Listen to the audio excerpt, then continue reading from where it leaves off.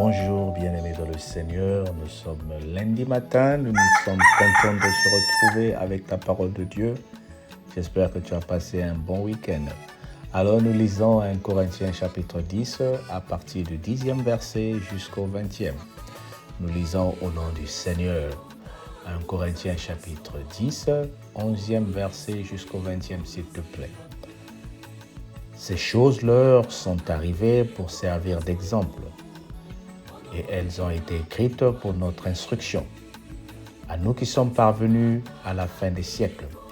Ainsi donc, celui qui croit être debout prenne garde de tomber. Aucune tentation ne vous est survenue qui n'ait été humaine. Et Dieu, aucune tentation qui vous est survenue n'est humaine. Et Dieu qui est fidèle ne permettra pas que vous soyez tentés au-delà de vos forces. Mais avec la tentation, il préparera aussi le moyen d'en sortir, afin que vous puissiez la supporter. C'est pourquoi, mes bien-aimés, fuyez l'idolâtrie. Je parle comme à des hommes intelligents.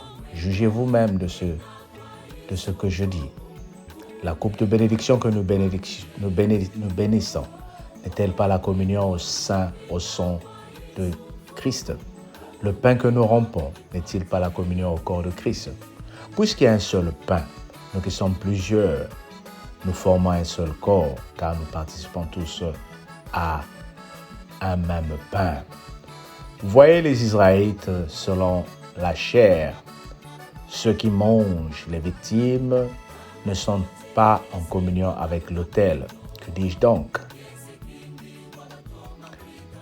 Que la viande sacrifiée aux idoles est quelque chose, ou qu'une idole ou quelque chose. Nullement, je dis que ce qu'on sacrifie, on le sacrifie à des démons et non à Dieu.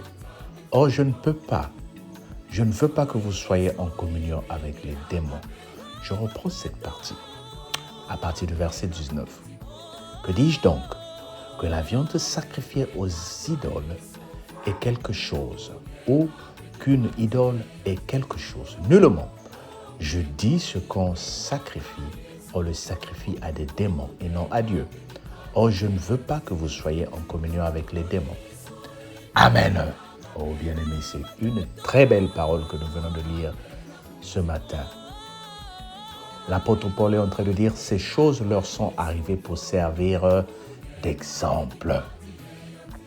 Si tu relis à partir du verset 9, ne tentons point le Seigneur comme tentèrent quelques-uns d'entre eux qui périrent par les serpents. Voilà ce que le Seigneur est en train de dire. Le peuple d'Israël qui a murmuré contre le Seigneur pendant qu'ils étaient dans le désert. Malgré tout ce que le Seigneur faisait pour eux, ils murmuraient. Alors le Seigneur avait pris la résolution de détruire ce peuple ingrat, ce peuple infidèle, ce peuple qui adorait les idoles, ce peuple qui voulait toujours des représentations pour voir la main de l'Éternel, pour reconnaître la main de l'Éternel.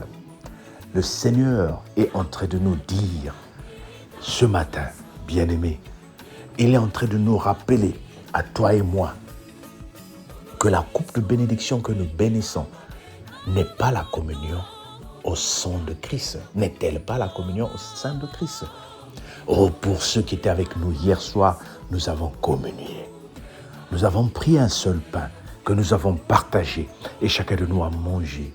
Le pain que nous avons mangé hier, c'est le pain, le corps de Jésus-Christ. Voilà ce que nous nous sommes appelés à manger. Nous ne sommes pas appelés à manger ce qui est sacrifié. Nous ne sommes pas appelés à manger ce qui est donné par quelqu'un d'autre. Oh là, je viens de parler à une personne ce matin. Toi à qui on a donné une médaille que tu dois porter tous les jours. Toi à qui on a donné une ceinture que tu dois mettre. Toi à qui on a donné un fil pour mettre autour du rein. Oh, il faut prendre le pain de la vieille maman pour le couper et pour former un fil que tu mets autour du rein de tes enfants pour qu'ils soient protégés. Je suis en train de parler à une personne. Je suis en train de parler à d'autres personnes. Pour dormir, il faut que tu allumes les bougies. Pour dormir, il faut que tu mettes la Bible au chevet de ton lit. Tout ça là, c'est l'idolâtrie. La Bible, elle est faite pour la lire. La parole de Dieu, elle est faite pour la lire. Elle n'est pas faite pour la mettre aux cheveux de lit. Sinon, tu es en train de transformer la Bible en une image taillée. C'est maintenant la Bible qui te protège, ce n'est plus Dieu qui te protège. Pourquoi tu ne lis pas la parole de Dieu? Pourtant, tu sais qu'elle est puissante. Mais tu prends ta Bible pour la mettre aux cheveux de lit. Quand tu fais un mauvais rêve, tu prends la Bible pour l'ouvrir, pour dire que les démons vont fuir. Non, bien-aimé, tout ça, c'est l'idolâtrie. Et Dieu dit, il punit et il fait périr toutes les personnes qui ont ces pratiques-là. Le vrai Dieu que nous devons adorer, c'est celui qui est esprit. Alors nous devons être à mesure de continuer à communier Christ. Manges-tu Christ? Communies-tu avec Christ? Comment manger Christ? Il dit, je suis le pain de vie. Ma parole nous donne la vie. Celui qui mange et boit ma parole ne périra pas, il n'aura plus faim. Mais celui qui ne mange pas ma parole, celui qui ne boit pas ma parole, aura encore faim et il aura encore soif. Oh, il est en train de dire dans Jean 4, à partir du premier verset, tu liras tout le chapitre, tu verras quand il a rencontré la femme samaritaine. Elle est en train de dire à Jésus, mais tu n'as rien pour puiser de l'eau. Nous, notre ancêtre nous a donné, notre père Jacob nous a donné ce puits et c'est ici que nous venons chercher de l'eau. Jésus lui dit, femme, cette eau que tu es en train de boire aujourd'hui, demain tu auras encore soif. Mais moi, l'eau que j'ai ici, je te la donne, tu n'auras plus soif. Oh, je viens parler à une personne ce matin. Il faut que toi, tu changes tes habitudes. Si tu veux vivre la main de l'Éternel, j'aimerais que toi, tu prennes la résolution pour commencer à dire, Seigneur, je vais communier ta parole. Voilà pourquoi nous avons pris. Voilà pourquoi les serviteurs de Dieu, tels que Papa Alain, se sacrifient et est en train de faire un effort, jour et nuit, pour enregistrer ces messages, pour que toi, tu reçoives la parole de Dieu. Ces choses-là ne nous intéressent pas trop. Ce qui nous intéresse, il faut aller regarder sur Facebook comment les vidéos qui n'ont pas de valeur sont en train de faire des milliers de vues. Mais regarde la parole de Dieu. Ça n'intéresse pas personne. Ça n'intéresse pratiquement personne. Et nous voulons voir la main de Dieu. Oh bien-aimé, Dieu t'appelle ce matin. Dieu te rappelle ce matin. Communie avec lui. Mange la parole de Dieu. Écoute la parole de Dieu. Ce que je t'apporte, ce que le pasteur t'apporte, ce que les prêtres t'apportent, ce que les serviteurs de Dieu t'apportent, c'est pour te vivifier. C'est pour ouvrir ton esprit. Parce que Dieu est esprit. Il faut que toi, que tu aies un esprit ouvert pour commencer à voir les choses spirituelles. Pour voir les choses spirituelles, bien-aimés, il faut communier avec la parole. Oh, dis avec moi, je me suis éloigné de ma Bible. Je veux la récupérer. Maintenant, avec ces audios, par exemple, tu n'as pas besoin que toi tu lises. Nous sommes en train de t'aider à lire la Bible et nous t'expliquons encore ce que le Seigneur te dit à travers cette parole. Tout ce qu'il te dit, écoute, partage, profite-en et vis la différence. Oh, je viens parler à une personne. Toi, tu vas être béni si tu commences à réaliser que le Seigneur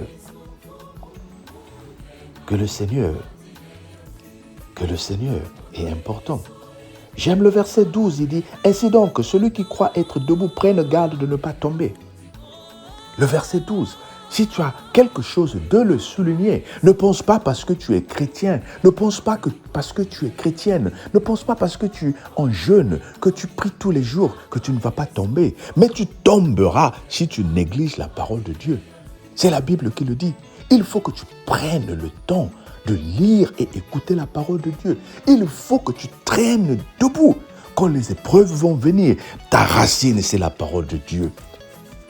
Ta racine, c'est la parole de Dieu. Fais attention, bien-aimé. Si tu commences à écouter n'importe quoi, c'est ces choses-là qui vont te faire tomber. Voilà pourquoi quand tu commences à écouter certaines prophéties, quand tu commences à écouter certains messages qu'on te donne, certaines interprétations aux rêves que tu as fait, ça commence à te faire peur pour rien. Ça commence à te faire peur pour rien. Quand tu vas à la prière, on te donne des prophéties, on te donne des révélations. Tu manques le sommeil, tu es paniqué. Quand tu parles avec des amis, on te fait montrer des choses. Tu es paniqué, tu as peur. Où est la parole de Dieu? Que dit la parole de Dieu? Tu as peur parce que tu t'es éloigné de la parole de Dieu. Oh bien-aimé, reviens de la parole de Dieu. Reviens de la parole de Dieu. Moi, je viens parler à une personne ce matin. Je viens parler à une sœur ce matin. Je viens parler à un frère ce matin. Tu as besoin de la parole de Dieu. Reviens de la parole de Dieu. Mange la parole de Dieu. Jour et nuit. Ces vidéos que tu écoutes. Écoute le matin. Écoute encore le soir. Lis ta Bible. Souligne les versets bibliques qu'on te donne. Ne viens pas seulement prier. Dieu, aide-moi. Dieu, donne-moi. Il faut que la parole rentre en toi. Et ces versets bibliques que nous sommes en train de t'amener, tu dois être à mesure de retenir quelques-uns pour commencer à les utiliser lorsque le diable s'élèvera contre toi. Sois béni et que le Seigneur te surprenne.